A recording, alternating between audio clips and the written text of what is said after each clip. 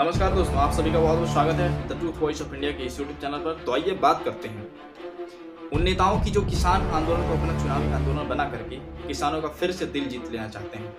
किसानों के हाँ में हाँ मिला करके अपना काम निकल जाने के बाद गिरगिट जैसे रंग बदलने वाले नेताओं के बारे में, बेबसी, लाचारी और आर्थिक तंगी के कारण किसानों को फांसी लगाने के लिए मजबूर करने वाले उन नेताओं के बारे में मैं बात कर रहा हूँ। कांग्रेस पार्टी की मैं बात कर रहा हूँ, पश्चिम बंगाल की दीदी की मैं बात कर रहा हूँ, झाड़ू लगाने वाले आम आदमी पार्टी के नेतृत्वकर्ता जो हमेशा गर्मियों में भी उनको ठंडी लगती है और हमेशा कान के ऊपर गुलबंद लगाए रहते हैं। और अंत में तेलंगाना पार्टी की, मतलब तेलंगाना के मुख्यमंत्री के चंद्रशेखर राव।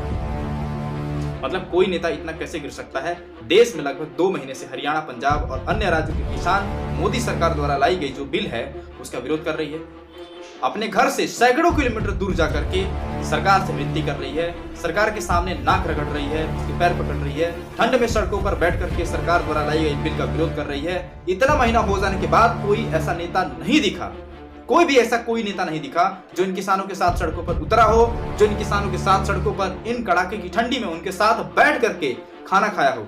कोई ऐसा नहीं दिखा। जो पप्पू की पार्टी का हो या फिर दीदी की पार्टी का हो या फिर झाड़ू वाले बाबा जो हैं अरविंद केजरीवाल की पार्टी का हो, किसानों के साथ बैठ करके सरकार का विरोध करे, सरकार द्वारा लाई गई इस बिल का विरोध करे। लेकिन जब किसान विरोध करके थक जाते हैं, मस्त से अस्त पस्त हो जाते हैं और जब भारत बंद करने की बात करते हैं तो गिरगिट की तरह रंग बदलने वाले और जय जवान जय किसान का नारा लगाने वाले इन बहरूपीय नेताओं को 2 महीने बाद उनके कान में यह बात जाती है कि किसान विरोध कर रहे हैं और भारत बंद होने वाला है और हमको उनके साथ खड़ा होना चाहिए। और ये आह्वान करते हैं कि हम भी किसानों के साथ हैं। शर्म आती है ऐसे नेताओं के ऊपर जो खाते तो किसान की हैं और गाते सरकार की हैं। शर्म आती है ऐसे नेताओं के ऊपर जो किसानों द्वारा खून पसीने से उगाई गई धान, गेहूं, चावल का अपने घर में बैठे ठंडी हवाओं में कूलर पंखे में बैठ करके इन्हीं किसानों के द्वारा उगाई गई अनाज से अच्छे अच्छे पकवान बनाकर खाते हैं। और जब वही किसान रोड पर उतर करके अपने हक की बात करता है तो ये गिरगिट की तरह रंग बदलने वाले नेता हैं। ये नेता हैं वही जो गिरगिट की तरह हमेशा रंग बदलते हैं। अपने घर के चौखट से निकलने में इनको शर्म आती है। जब किसान अपने अधिकार की बात करता है तो उनसे बात करने में इनको शर्म आती है। आज कांग्रेस हो या पश्चिम बंगाल की तृणमूल पार्टी हो या फिर तेलंगाना की पार्टी हो, आज सभी किसानों के साथ सभी किसान 8 दिसंबर को भारत बंद की बात कर रहे हैं। लेकिन आपने इन चापलूस और गिरगिट की रंग बदलने वाले रंग भेदी नेताओं को इससे पहले किसानों के ऊपर एक लफ्ज भी बोल दिया हो आपने नहीं सुना होगा। केवल व्हाट्सएप और ट्विटर पर सरकार के खिलाफ आवाज उठाई जाती है, लेकिन जब इन किसानों के साथ कंधे से कंधे मिलाकर, हाथ से हाथ मिलाकर सड़कों पर साथ चलने की बात आती है तो ये अपने घर के बाहर चौखट से निकलने से मजबूर हो जाते हैं, नहीं निकलते हैं, किसानों का मजाक उड़ाते हैं। और जब किसान बेबस लाचार होकर भारत बंद की बात करता है तो ये विपक्षी नेता उनके साथ खड़े होने की बात करते हैं। जब चुनाव की बारी आती है तो यही नेतागण उन किसानों के पैर चूमते हैं, उनके पैरों की धूल चाटते हैं, वोट की भीख मांगते हैं। और आज जब किसान अपने अधिकारों की बात कर रहे हैं तो वही नेता उनसे आज मिलने से कतरा रहे हैं, उनसे मिलने में शर्म आ रही है। हमारे देश का दुर्भाग्य है, जब नेताओं को चुनाव लड़ना होता है तो कोरोना वायरस कभी नहीं आता। चाहे वो अमित शाह का बिहार में वर्चुअल रैली हो, मान लीजिए, चाहे राजनाथ सिंह का पश्चिम बंगाल में लॉकडाउन में, पश्चिम बंगाल और महाराष्ट्र में अपनी पार्टी का वर्चुअल रैली करते हैं, तब कोरोना वायरस नहीं आता है। लेकिन जब किसान अपने अधिकार की बात करता है तो यही नेता कोरोना वायरस आएगा ये कहते हैं, उनकी बात सुनने से इनकार कर देते हैं, उनसे मिलने से इनकार कर देते हैं। ये वही नेता हैं जो वोट के लिए किसानों से नौकरी जो चापलूसी करते हैं, हमारे देश की जनता का विश्वास जीतकर फिर से पैर खींच लेते हैं और 5 सालों के लिए छोड़ देते हैं मरने के लिए। विकास की बात करते हैं जिसकी छोड़िए। आज जिन नेताओं ने और जिस पार्टी ने 8 दिसंबर भारत बंद का समर्थन किया है, मेरा सवाल उनसे है, 2 महीने में कौन सा नेता और कौन सा मंत्री किसानों के साथ खड़ा हुआ है? कड़ाके की ठंडी में उनके साथ सोया कौन सा मंत्री है जिसको थोड़ी सी भी शर्म आई हो तो वो किसानों से जाकर मिला हो? ऐसा कोई भी नेता आपने नहीं देखा होगा और ना ही आप देखेंगे। जिस तरीके से आज पश्चिम बंगाल की तृणमूल कांग्रेस इन किसानों का समर्थन किया है, मेरा सवाल तृणमूल कांग्रेस के मंत्रियों से है, पहले अपने राज्य में झांक कर देखो अपने किसानों की हालत। अभी पिछले 2 महीने के अंदर पश्चिम बंगाल में आलू का सही दाम नहीं मिलने के कारण पश्चिम बंगाल के 22 किसानों ने आत्महत्या कर ली।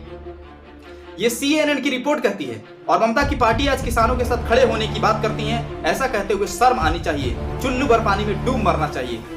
पश्चिम बंगाल में आलू का उत्पादन अत्यधिक होने पर किसानों को अच्छा दाम काम नहीं मिलता और किसान जहर खाकर आत्महत्या कर रहे हैं, तो सबसे पहले ममता को अपने राज्य के किसानों को देखना चाहिए, फिर जाकर क्रिकेट और दो रंग भेदी वाली राजनीति को शुरू करनी चाहिए।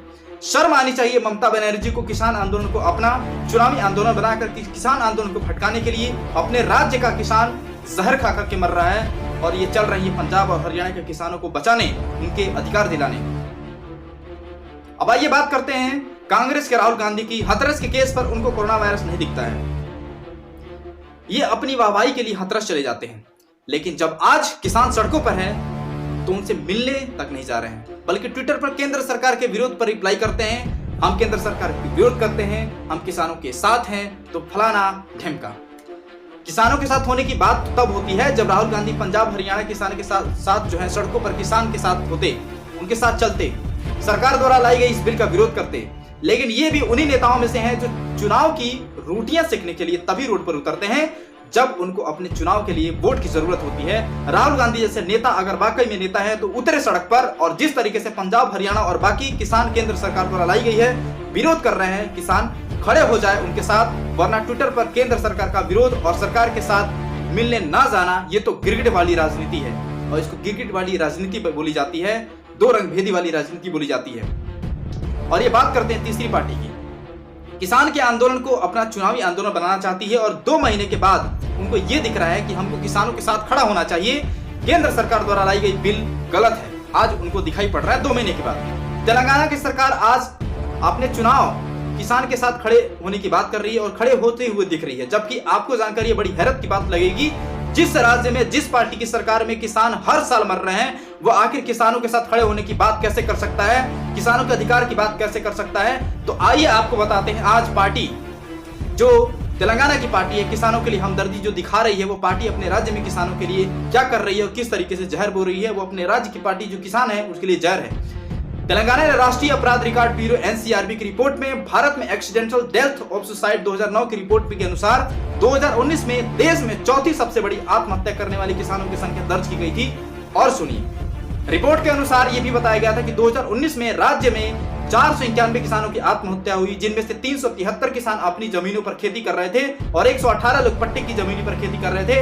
और महाराष्ट्र में 2680 मौतों के साथ सबसे अधिक किसान आत्महत्या दर्ज की गई थी।